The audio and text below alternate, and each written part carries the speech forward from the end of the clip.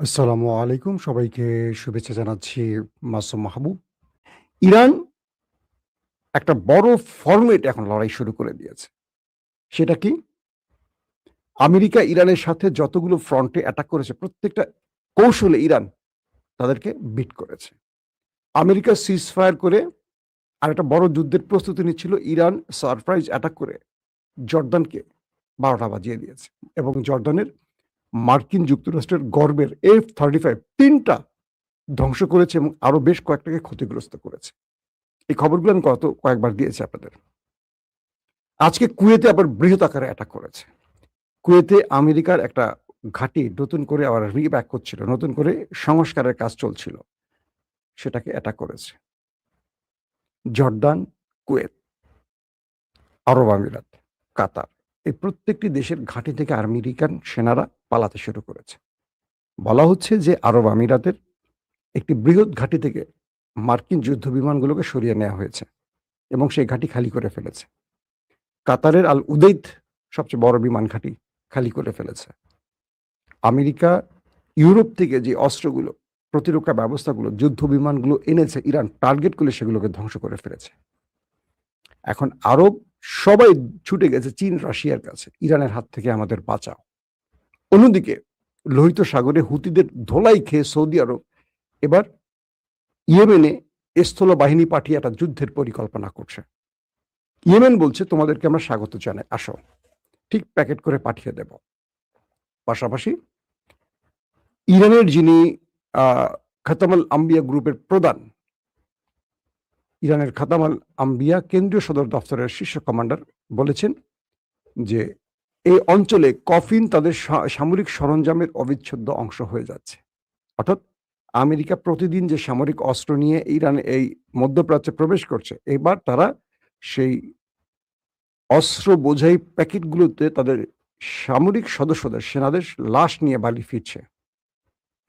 তিনি বলছেন যে আমেরিকা যে ভুল করেছে ইরান সেই ভুলটি করবে না। বলছেন যে আমেরিকানরা এবং তাদের ভাড়াটে সৈন্যরা আজ অভ্যন্তরে গভীরে উপলব্ধি করছে যে এই অঞ্চলে তাদের কফিনগুলো তাদের সরঞ্জামের অংশ হয়ে গেছে এবং তিনি বলছেন যে সেই বয়োজ্যেষ্ঠ পথ প্রদর্শক আয়াতুল্লাহ আলীর কথা, খমেনির কথা বলছেন, তিনি যেই সুযোগটুকু দিয়েছিলেন বা ইরান আমেরিকাকে যেই এক্সিট রুটটা দিয়েছিল সেটা তিনি বেছে নেননি, বরং তিনি হত্যাযজ্ঞে মেতে উঠেছিলেন। মানে ট্রাম্প তার মাসুল এখন দিচ্ছে। পাশাপাশি তিনি বলছেন ইরানের সশস্ত্র বাহিনীর সমন্বয়ে দায়িত্বে থাকা সর্বোচ্চ অপারেশন কমান্ড ইউনিটের প্রধান, তিনি ওয়াশিংটন এবং জায়নবাদী আঞ্চলিক সহযোগীদের যে কোনো ধরনের ভুল অ্যাডভেঞ্চার ব্যর্থ করে দেবেন।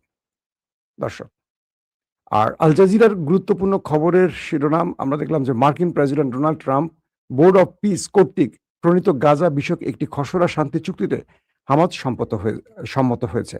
এই কর্ম পরিকল্পনা অনুযায়ী হামাস পর্যায়ক্রমে নিরস্ত্রীকরণ করবে, তাদের অস্ত্র জমা দিবে এবং একসময় গাজা থেকে ইসরায়েলি সেনা এবং তারা শর্ত দিয়েছে আগে গাজা থেকে সকল ইসরায়েলিদের সরিয়ে নিতে হবে।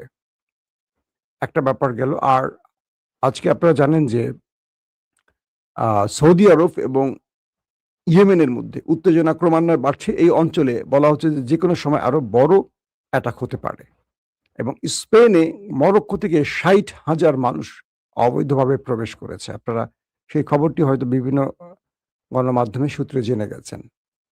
দর্শক, আর দুটো গুরুত্বপূর্ণ খবর দিতে চাই। সেটা হলো ইরান আমেরিকাকে বলেছে যে যদি তোমরা আমাদের দেশের ভেতরে অভ্যন্তরে কোনো বড় অ্যাডভেঞ্চার করতে চাও, স্থল অভিযান চালাতে চাও, আমরা তোমাদের স্বাগত জানাই। তোমরা লিগেল ওয়েতে আসো এবং কফিন প্রস্তুত করে আসো। মানে ইরান রীতিমতো আমেরিকার সাথে এখন কি করছে বলছেন।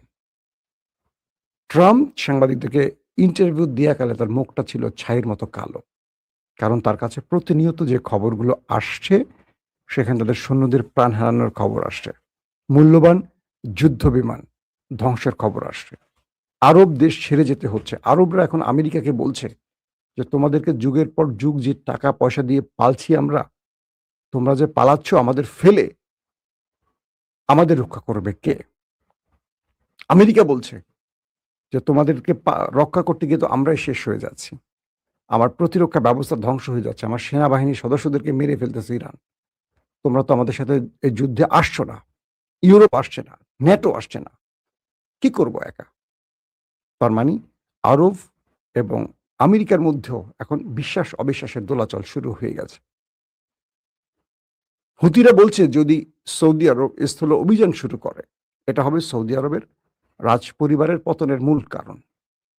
পাশাপাশি ইরাক, ইসলামিক রেজিস্ট্যান্স সহ আরো কয়েকটি ফরম্যাট থেকে সৌদির তেল ক্ষেত্রে যে টানা আক্রমণ চলছে, এতে করে সৌদি আরব এখন ফুল ফ্রেমে লোহিত সাগরে তাদের পুরো জাহাজ চলাচল বন্ধ হয়ে গেছে। হরমুজ তো পুরোটা ইরান বন্ধ করে দিয়েছে। সৌদি আরবের হাতে হারিকেন ধরিয়ে দিয়েছে ইরান এবং তার প্রক্সি বাহিনীগুলো। এই অবস্থায় সৌদি আরব একটা বড় যুদ্ধের পরিকল্পনা নিয়ে এখন মাঠে নামছে। যেকোনো সময় শুনবেন সৌদি আরব এবং ইয়েমেনের মধ্যে রক্তক্ষয়ী যুদ্ধ শুরু হয়ে গেছে। কারণ দুটো প্রতিবেশী দেশ। আমরা চাই না মুসলিম দেশগুলোর মধ্যে যুদ্ধটা শুরু হোক এবং পাকিস্তানকে টেনে আনার চেষ্টা করছে এই যুদ্ধে সৌদি আরব। তবে এটি খুব ভয়াবহ, কারণ পাকিস্তান যেহেতু সৌদির সাথে চুক্তি করেছে এক দেশ আক্রান্ত হলে আরেক দেশ পাশে থাকবে। পাকিস্তান যদি এই মুহূর্তে সৌদি আরবে প্রবেশ করে, পাকিস্তান কয়েক টুকরো হবে। কারণ আজাদ কাশ্মীরে জানেন যে প্রথম দফা নির্বাচনে প্রায় ৪০ জন প্রাণ হারিয়েছে এবং এই নির্বাচন বয়কট করেছে তেহরিকে ইনসাফ। কারণ তেহরিকে ইনসাফকে কোনোভাবে নির্বাচনে অংশ নেওয়ার সুযোগ দিচ্ছিল না, তাদের উপর বাধার পর বাধা। এবং মুসলিম লীগ, মানে আওয়ামী লীগ আর বিএনপি, মুসলিম লীগ এবং পিপলস পার্টির মধ্যে সংঘর্ষে ৩০ জনের উপর প্রায় ৪০ জন মারা গেছে। আরো দুটো ফেজে নির্বাচন হবে। আল্লাহ ভালো জানে সেই সময় আরো কত মানুষ প্রাণ হারাবে। এটা আজাদ কাশ্মীর। গিলগিট বালুচিস্তান, আজাদ কাশ্মীর এবং খাইবার পাখতুনখোয়া একটা আগ্নেয়গিরির মতো অবস্থায় আছে। পাকিস্তান যখনই সৌদি আরবের সাথে যুদ্ধে জড়াবে, তখন পুরো পাকিস্তানের মধ্যে বিচ্ছিন্নতাবাদী বা এই স্বাধীনতাকামী গ্রুপগুলো বড় অ্যাটাক চালাবে এবং পুরো পাকিস্তান কয়েকটা টুকরো হয়ে যাবে। কনফার্ম থাকেন। এখন শেষ পর্যন্ত পাকিস্তানের ক্ষমতার প্রধান যিনি ফিল্ড মার্শাল আসিম মনির, তিনি কি এই ভুলটা করবেন? এটা আমাদের দেখার জন্য অপেক্ষা করতে হবে। দর্শক, একটা খবর আমার চোখে আসছে, দৈনিক আমার দেশের মাধ্যমে একটা খবর পেয়েছি। সেখানে বলা হচ্ছে যে কওমি শিক্ষার্থীদের জামায়াতে যোগদানে উদ্বিগ্ন হেফাজত। বলা হচ্ছে যে সাম্প্রতিক সময় কওমি মাদ্রাসার অনেক ছাত্র শিক্ষক তারা জামাতে যোগ দিচ্ছেন। এই বিষয়ে কওমির আলেমরা যথেষ্ট উদ্বিগ্ন আছেন এবং তারা বারবারই এই বিষয়ে জরুরি বৈঠক করছেন কিভাবে জামাতে যোগদান ঠেকানো যায় এবং তারা অনেক আলেমদের নিয়ে এই ব্যাপারে বারবারই মিটিং করছেন। তো ওই বৈঠকে উপস্থিত একজন বলেন, কওমি ঘরানার আলেমরা জামাত জোটে থাকার কারণে কিছু শিক্ষার্থী দলটিতে যোগদান করেছে। এই বিষয়ে তারা অনেক বেশি পেরেশান আছেন। তবে একটি মজার বিষয় হলো এই রিপোর্টে আরো বলা হয়েছে যে ভবিষ্যতে এই সংখ্যা আরো বাড়তে পারে। মানে জামাতে যোগদানের সংখ্যাটা বাড়তে পারে। তাই এখনো তারা যেকোনোভাবে সেসব আলিম এবং শিক্ষার্থীদের নিবৃত্ত করার চেষ্টা করে যাচ্ছেন। তবে বিএনপিতে অনেকে আবার যোগদান করছেন কওমির। সেই বিষয়ে হেফাজতে ইসলামের কোনো মাথা ব্যথা নেই। তারা জানাচ্ছেন যে বিএনপিতে যোগ দিতে পারে, কারণ তাদের এই বিষয়ে কোনো মাথা ব্যথা নেই। কেননা বিএনপি কোনো ধর্মীয় দল নয়। সেখানে কেউ যোগদান করলে আকীদায় কোনো সমস্যা হবে না। কেউ যদি জামাতে ইসলামীতে যোগদান করে তাহলে তার আকীদা নষ্ট হয়ে যাবে।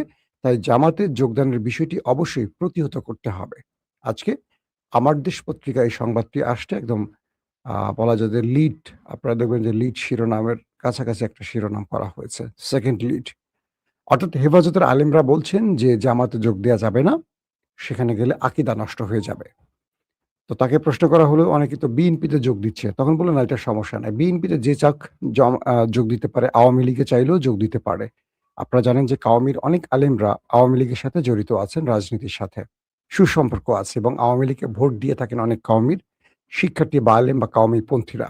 কারণ তারা ইসলামিক দল নয়, তাদের আকীদায় কোনো সমস্যা হয় না। সবাই বলবেন সুবহানাল্লাহ। আপনারা অনেকে আমাকে প্রশ্ন করেন, আমার সাথে কিন্তু সব শ্রেণীর আলেমদের সম্পর্ক ভালো। সব শ্রেণীর। আমি সব পক্ষেরই আলেমদেরকে সম্মান করি। বাট তাদের অনেক কাজের সমালোচনা করতে হয় মাঝে, মাঝে। আমার বিবেক বুদ্ধি যতটুকু আছে সেই আলোকে, আমি এত বড় স্কলার নয়, তাই বড় আলেমদের সমালোচনা করি না। এখন আপনারাই কমেন্ট করবেন যে কওমির আলেমদের আসলে ভয়টা কোথায়? দুজন মানুষকে নিয়ে কথাটা বলেছেন আওয়ামী লীগের এই নেত্রী, সবাই তাকে চেনেন। এমপি ছিলেন। একজন জিয়াউর রহমান আর বেগম খালেদা জিয়া। এবং জাঞ্জুয়ার মতো নাকি আমাদের প্রিয় মরহুম কোকো ভাইয়ের চেহারা হয়েছে। এই কথাগুলো গত ১৫ বছরে ক্ষমতায় বসে আওয়ামী লীগ প্রতিদিনই চর্চা করেছে বেগম জিয়া, জিয়া পরিবার, তারেক রহমান, জিয়াউর রহমানকে নিয়ে। ইন্টারেস্টিং ব্যাপার। ১৫-১৬ বছর শেখ হাসিনা এর চেয়ে জঘন্য ভাষায় খালেদা জিয়াকে কটাক্ষ করেছেন এবং বলেছেন যখন খালেদা জিয়াকে এক কাপড়ে ঘর থেকে বের করে দেয়া হয় তখন আমার নিজের মনে আছে, আমার ডিজিএফআই এর অনেক বন্ধুরা জানিয়েছে, অগ্রিম আমি তখন টেলিভিশনে চাকরি করি। তার বাসায় রিকভারি বোতল মাদক নিয়ে আমাদের ডিজিএফআই দিয়ে আসছিল এবং খালেদা জিয়াকে মদ্যপ বা মাতাল বা অশ্লীল প্রমাণের জন্য খেলাগুলো খেলেছিল। বাংলাদেশের প্রতিটা টেলিভিশন সেই সংবাদ লাইভ সম্প্রচার করে খালেদা জিয়াকে একটা মদ্যপ, অশালীন, খারাপ মহিলা প্রমাণের চেষ্টা করেছিল। আমি বিশ্বাস করি তারেক রহমানের মা, মানে আমাদের তো তিনি নেত্রী বা মা, তার চেয়ে অনেক অনেক বেশি আপন বা তার হৃদয়ে রক্তক্ষরণ হয়েছে তারেক রহমানের। আওয়ামী লীগের যেসব লোক ১৫ বছর বিএনপিকে নির্যাতন করেছে, খালেদা জিয়াকে, জিয়াউর রহমানকে, তারেক রহমানদেরকে নিয়ে এই অশালীন মন্তব্য করেছে, জাইমা রহমানের চরিত্র নিয়ে যে ডক্টর মুরাদরা কি নোংরা ভাষায় কথা বলেছে, দেখেন আজকে সেই আওয়ামী লীগ বিএনপির সবচেয়ে আপন মানুষ এবং এই আওয়ামী লীগকে সাথে নিয়ে এনসিপি জামাতকে পেটাচ্ছে বিএনপির ছাত্রদল, যুবদলের ভাইয়েরা। সোশ্যাল মিডিয়াতে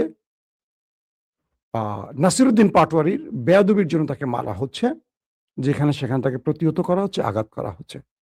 আচ্ছা, এই নাসিরুদ্দিন পাটোয়ারিরা তো বিপ্লব করে বিএনপিকে ক্ষমতায় বসিয়েছে না? ধরলাম তার মুখ খারাপ। আমি জানি তার মুখ খারাপ। আমি একবার পাটোয়ারিকে বলেছিলাম যে, "ভাই তোমার মুখটা তো খারাপ। মুখটাকে একটু কি বলে জমজমের পানি দিয়ে ধুয়ে নিও।" আমি তার এই বক্তব্যের পক্ষে না। কিন্তু কিছু জায়গায় আমি বিপক্ষে, সেটা আমি স্পষ্ট করব। যে বক্তব্যটি আপনাদের শোনালাম, একজন গুরুত্বপূর্ণ আওয়ামী লীগের এমপি এবং তিনি বা এই গোষ্ঠীরই প্রতিদিনই এইভাবে বেগম জিয়াদেরকে নিয়ে অশ্লীল কথা বলতেন। তারা কোথায় আছে? তাদের ব্যাপারে বিএনপির কোনো সিদ্ধান্ত আছে? আওয়ামী লীগ নিয়ে বিএনপির কোনো মাথা ব্যথা আছে? নাকি এখন বিএনপি জামাত আর এনসিপিকে নিয়ে মাথা ব্যথা? ছাত্রদলের পোলাপান দেখি ফেসবুকে লিখছে, নাসিরুদ্দিনকে পাইলেই পিটাবে। আর আওয়ামী লীগকে নিয়ে তারা এখন একসাথে সহবাস করছে, মানে একসাথে বসবাস করছে। ক্ষমতায় থাকা অবস্থায় এই বিএনপি আওয়ামী লীগ দ্বারা এমন কোনো নির্যাতন নাই যেটা হয় নাই। ক্ষমতায় বসে সেই আওয়ামী লীগের চেহারাই বিএনপির মধ্যে ঢুকে গেল অদৃশ্যভাবে। এই দুজন লোক, একজন বর্তমান বিএনপির এমপি আমাদের নুরুল হক নুরু, আরেকজন তারেক রহমানের রাজনৈতিক উপদেষ্টা। তাদের বক্তব্যগুলো শুনছেন। বিএনপি কি দেউলিয়া হওয়ার পথে? যে দলটার মধ্যে এত মেধাবী মেধাবী লোক থাকতে, যে দলটাকে ভাড়া করতে হয় অন্য দলের কমেডিয়ানদের, মিথ্যুকদের এবং চাঁদাবাজদের, অন্য দলের টাউট বাটপারদের, বিকাশ নগদের এজেন্টদের, সেই দলটার কি অবস্থা হতে পারে? শেখ হাসিনা ইনু মেননদের ভাড়া করেছিল, আপনাদের মনে আছে না? শেখ হাসিনার পরিণতির কথা মনে আছে আপনাদের? বিএনপিতে এত এত মেধাবী লোক, দেশপ্রেমিক লোক আছে, কিন্তু দেখেন এখন টপ ফরম্যাটে কারা আছে? রাশেদের ইশারায় এনসিপিকে নিয়ন্ত্রণ করা হচ্ছে, এটা নাসিরুদ্দিন পাটোয়ারির অভিযোগ। আমতারেকের মতো পচা জিনিস এখন বিএনপির কাছে গ্রহণযোগ্যতা পাচ্ছে। বেছে বেছে ওই লোক রনিদের মতো অ্যাবনর্মাল লোকদেরকে এখন টকশোতে পাঠাচ্ছে বিএনপি। বিএনপি কি চায় আওয়ামী লীগের মতো তারা পচতে থাকুক? আওয়ামী লীগ একদিনে পচে নাই, বিপ্লব একদিনে আসে নাই। মানুষ আওয়ামী লীগকে ঘৃণা করেছে এই বক্তব্যগুলোর জন্য, এই অশ্লীল, মিথ্যুক, নোংরা, অজনপ্রিয়, ক্যারেক্টারলেস ব্যক্তিগুলোকে আওয়ামী লীগ সবসময় টপ বা ক্যামেরার সামনে বসাতো। মানুষের কাছে আওয়ামী লীগ একদিনের এই গণ অভ্যুত্থান সৃষ্টি হয় নাই। বিএনপি সেম, দেখেন বিএনপিতে অনেক মেধাবী লোক আছে। আমরা বিএনপির অনেককে চিনি যারা দীর্ঘদিন কাজ করেছেন তারেক রহমানের সাথে, তাদেরকে সিনে দেখবেন। আপনার সালেহ শিবলিকে কখনো সিনে দেখেছেন? আমরা লন্ডনে এক টিমে কাজ করেছি। তারেক রহমান যখন লন্ডনে ছিলেন, তার রাজনৈতিকভাবে তাকে মিডিয়ার পুরো সাপোর্টটা সালেহ শিবলি দিয়েছেন। কখনো তাকে দেখেছেন ফেসবুকে বড় আগডুম বাগডুম করতে, টেলিভিশনে? সে এখন তারেক রহমানের প্রেস সচিব। প্রেস সচিব নাম্বার 1 পজিশনে একেবারে তারেক রহমানের সঙ্গে চুম্বকের মতো থাকেন। তারপরে আছেন আমাদের আতিউর রহমান রুমান ভাই। 2nd প্রেস সচিব 2 তাদের ফেসবুক স্ট্যাটাস, তাদের বক্তব্য দেখেন তো ভালো করে। মাহদী আমিন তারেক রহমানের আরেক উপদেষ্টা। একসঙ্গে কয়েকটা দায়িত্বে আছেন তার। তার বক্তব্য দেখেছেন কত গোছানো, গঠনমূলক। এদেরকে খুব একটা টকশোতে দেখেন? রাশেদকে, রনিকে ডাকা হয়। কেন এই লোকগুলোকে বিএনপি পাঠাচ্ছে? বা এই লোকগুলোকে প্রমোট করছে কেন? তার মানে বিএনপিকে আওয়ামী লীগ বানাতে চায়। আবার মিডিয়াগুলো রাশেদ, রনিদের মতো লোকদেরকে ডাকে। এরা কেউ বিএনপির আসল লোক নয়, কিন্তু এরা এইটার জন্য। আজকে আপনি রাশেদকে টাকা দেন, নুরুকে টাকা দেন, ও মানে বিএনপির চেয়ে বেশি দেন চলে আসবে। এরা রাজনীতি করতে আসে টাকার জন্য, পকেটের জন্য। গরিবের সন্তান টাকা মালিক হতে হবে। অল্প সময় ফ্ল্যাট, গাড়ি বাড়ি হয়ে গেছে। তাকে তার স্বপ্ন ড্রিম প্রজেক্ট বাস্তবায়ন করতে দিচ্ছে না কে বা কারা? এটা আমার বিশ্বাস।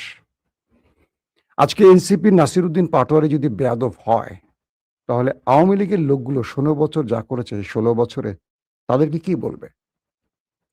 আওয়ামী লীগকে সাথে নিয়ে বিএনপি এগুচ্ছে আর এনসিপিকে পেটাচ্ছে। আমার কথা হলো এনসিপিকে পেটান, পিটিয়ে আরো বড় রাজনৈতিক দল বানান, জামাতের জায়গায় বসান। যেটাই করেন এনসিপিকে গুরুত্বপূর্ণ করতে হলে মারতে হবে, জেলে নিতে হবে, বাধা দিতে হবে। এগুলো করলে রাজনীতিতে বড় হওয়া যায়। এনসিপির পেছনে জামাত ছাড়া কেউ আছে? এনসিপিকে বড় করবেন কাদেরকে নিয়ে? আওয়ামী লীগকে দিয়ে? এনসিপি তারা বড় হবে, বড় হওয়ার মতো কিছু দেখাতে হবে। জামাত ক্ষমতায় আসবে না, কিন্তু জামাত ক্ষমতা থেকে নামাতে পারে। এটা হাসিনা মেনে গেছেন, বলে গেছেন, স্বীকার করে গেছেন এবং প্রমাণও পেয়েছেন। ২৪ আমার কাছে মনে হয় যে বিএনপির তারেক রহমান যেই আইডিওলজি নিয়ে রাজনীতি করেন, তাকে সেটা করতে দেয়া হচ্ছে না। আমি বারবার এই কথাগুলো বলি। আমার কাছে মনে হচ্ছে খুব কৌশলে বিতর্কিত লোকগুলোকে খুব ক্লোজ ফ্রেমে তারেক রহমানের কাছে ইনপুট করা হচ্ছে। টেলিভিশনগুলোতে অজনপ্রিয়, বাকওয়াজ, মেধাহীন লোকগুলোকে বিএনপির হয়ে প্রমোট করা হচ্ছে। এটা আওয়ামী লীগ বা একটা বিশাল পরিকল্পনার অংশ হতে পারে। কারণ টেলিভিশনগুলো নিয়ন্ত্রণ করছে এখনো ওই আওয়ামী লোকেরা। দেখবেন প্রতিটা টক শোতে বিএনপির লোক এনসিপি এবং জামাতের সাথে কথা বলে পেরে উঠছে না। ঠিক আওয়ামী লীগের যে অবস্থাটা, তখন কি করছে? রাশেদরা হারামজাদা, কুত্তার বাচ্চা বলে গালাগালি করতেছে। বিএনপি নেতারা হুমকি দিচ্ছে, মারতে যাচ্ছে। মুখে অশ্লীল বক্তব্য দিচ্ছে। রাশেদ, বাপরে বাপ! সে হঠাৎ করে বিএনপি হয়ে গেল গণ অধিকার থেকে। যে হাসিনাকে মা বলে ডেকেছিল রাশেদ বা নুরুরা। এই বিএনপি যখন রাশেদ বা নুরুকে ছেড়ে দিবে, রাস্তায় মানুষ পিটিয়ে সোজা করে ফেলবে। কেউ তাদেরকে মানে বৃষ্টি হলে ছাতা ধরার কেউ থাকবে না। দুদিন না খেয়ে থাকলে কেউ একবেলার খাবার প্লেটে এগিয়ে দেবে না। এই নুরু রাশেদ এতটা পচে গেছে। তো আমার যদি মনে হয় যে বিএনপি তাদেরকে ক্লোজে ডেকে এনে একটু উপরে তুলে ফেলে দিতে চায়, তাহলে গুড। যদি বিএনপি তাদেরকে দিয়ে সামনে এগোতে চায়, তাহলে বিএনপি ফল্ট করবে। কারণ এই ইনু মিনুনরা আওয়ামী লীগের জন্য উপকৃত হয় না, বিএনপির জন্য হবে না। এটা বিএনপিকে আজকে হোক কালকে হোক বুঝতে হবে। হয়তোবা তখন বুঝবে যখন আর সময় থাকবে না। নাম্বার 3, বিএনপির রাজনীতিতে হঠাৎ করে যে অস্থিরতা দেখা যাচ্ছে, এটা আমি একটা খুব ষড়যন্ত্রের গন্ধ পাচ্ছি। যা তারেক রহমান কখনো বলেননি, যা করেননি বা করার কথা না, বিএনপিতে তাই হচ্ছে। কি? নাসিরউদ্দিন পাটোয়ারিদের বিরুদ্ধে ফোন চুরির মামলা দেয়া হয়েছে। তাদের ছেলেদেরকে চোখ অন্ধ করে দেয়া হলো, তাদের গাড়ি ভাঙা হলো, উল্টো তাদের নামে মামলা হলো মোবাইল চুরির। আমার মনে পড়ছে বিএনপি নেতাদের, আমাদের আজকে শিক্ষামন্ত্রী, তার বিরুদ্ধে ভ্যানিটি ব্যাগ চুরির মামলা হয়েছিল, আওয়ামী লীগ করেছিল। ঘরের টিন চুরির মামলা হয়েছিল, গরু চুরির মামলা হয়েছিল, মুরগি চুরির মামলা হয়েছিল। মনে আছে আপনাদের? বিএনপিকে সেই পথে হাঁটছে। আওয়ামী লীগ যা করছেন বিএনপি তাই করবে? তো করতে থাকুক। আওয়ামী লীগ তো ১৫ বছর টিকছে। বিএনপি কতদিন টিকে দেখি। কথাগুলো বিএনপির সমালোচনা করছে। কেন করছে বলেন তো? বিএনপিকে এই রূপে দেখতে চাই না। বিএনপিকে দেখতে চাই এমন একটা রূপ যেটা আমাদের স্বপ্নের রূপ। যেটার জন্য আমরা অনেক ত্যাগ স্বীকার করেছি, লড়াই করেছি, কষ্ট স্বীকার করেছি, অনেক কিছু হারিয়েছি। জীবন থেকে মূল্যবান অনেক কিছু হারিয়েছে। জীবন থেকে মূল্যবান ১৫টা বছর হারিয়েছি বিএনপির জন্য। বিএনপির থেকে ৳১ সুবিধা নিতে যাইনি, যাব না। আল্লাহকে সাক্ষী রেখে বলছি।